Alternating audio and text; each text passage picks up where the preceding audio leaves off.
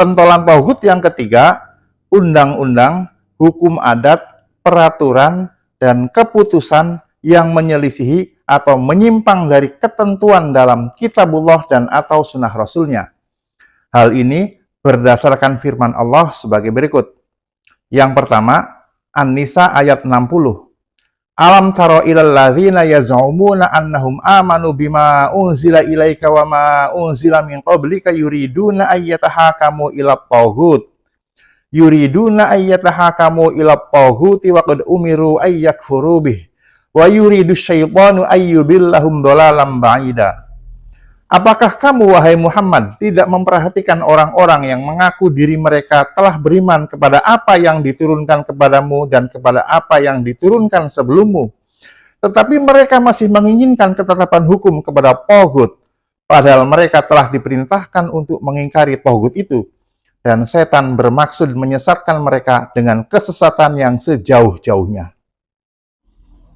Dalam ayat tersebut dijelaskan bahwa orang-orang yang mengaku telah beriman kepada kitabullah masih menginginkan ketetapan hukum kepada selain kitabullah dan sunnah rasulnya, yang oleh Allah dikatakan sebagai menginginkan ketetapan hukum kepada taghut.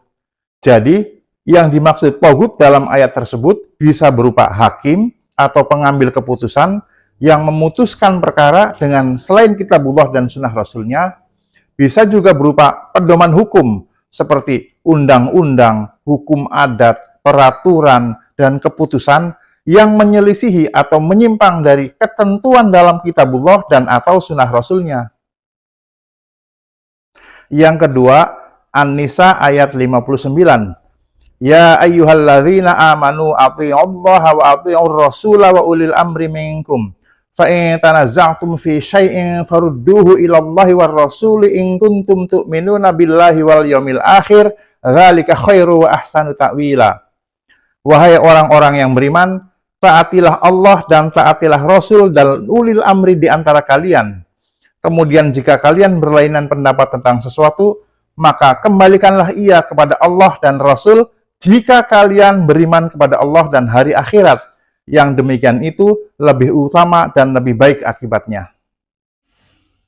Dalam ayat tersebut, Allah memerintahkan orang-orang yang beriman kepada Allah dan hari akhirat, jika terjadi perselisihan pendapat di antara mereka, agar mengembalikan penyelesaian perkaranya kepada kitabullah dan sunnah rasulnya. Jika mereka mengembalikan penyelesaian perkaranya kepada selain kitabullah dan sunnah rasulnya, maka itu berarti mereka bukan lagi orang yang beriman kepada Allah dan hari akhirat. Yang ketiga, Al-Ahzab ayat 36. Wa ma kana lil mu'mini wa la mu'minatin idza qadallahu wa rasuluhu amran ay yakuna lahumul khiyaratu min amrihim. Wa may ya'sillaha wa rasulahu faqad dhalla dhalalan mubina. Dan tidaklah pantas bagi laki-laki yang mukmin dan perempuan yang mukmin apabila Allah dan Rasulnya telah menetapkan suatu ketetapan, akan ada pilihan bagi mereka tentang urusan mereka. Dan barang siapa mendurhakai Allah dan Rasulnya, maka sungguh ia telah tersesat dengan kesesatan yang nyata. Dalam ayat tersebut ditegaskan bahwa apabila Allah dan Rasulnya telah menetapkan suatu ketetapan, yaitu ketetapan di dalam kitabullah dan sunnah Rasulnya, maka orang mukmin tidak boleh memiliki pilihan selain dari apa yang telah ditetapkan itu. Jika memiliki pilihan selain dari apa yang telah ditetapkan itu, berarti ia telah mendurhakai Allah dan Rasulnya. Dan barang siapa mendurhakai Allah dan Rasulnya, maka sungguh ia telah tersesat dengan kesesatan yang nyata. Ketahuilah, barang siapa mendurhakai Allah dan Rasulnya, maka ia akan kekal di dalam neraka jahanam. Sebagaimana firman Allah antara lain dalam Al-Jin ayat 23. Wa may ya'sillaha wa rasulahu fa innalahu nar jahannam khalidina fiha abada. Barang siapa mendurhakai Allah dan Rasulnya, maka sesungguhnya baginya lah neraka jahanam. Mereka kekal di dalamnya selama-lamanya. Sebagai contoh, dalam Al-Maidah ayat 38, Allah memerintahkan untuk memotong tangan pencuri.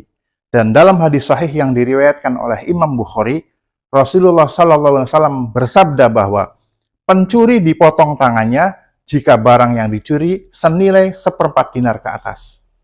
Kemudian oleh sekelompok manusia, karena hukuman potong tangan tersebut dinilai sangat kejam dan tidak berperi kemanusiaan, maka dibuatlah undang-undang atau peraturan bahwa pencuri, berapapun nilai barang yang dicuri, tidak dipotong tangannya, cukup dipenjara saja.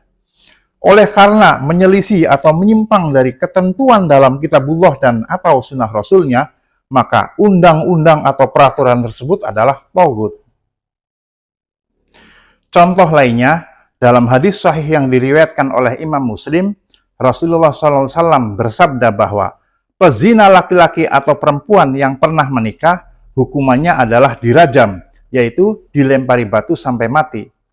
Kemudian oleh sekelompok manusia, karena hukuman rajam tersebut dinilai sangat sadis dan tidak berperi kemanusiaan, dibuatlah undang-undang atau peraturan bahwa perzinahan selama dilakukan suka sama suka dan tidak ada pihak yang dirugikan, maka hal itu bukan merupakan perkara pidana sehingga tidak ada hukumannya.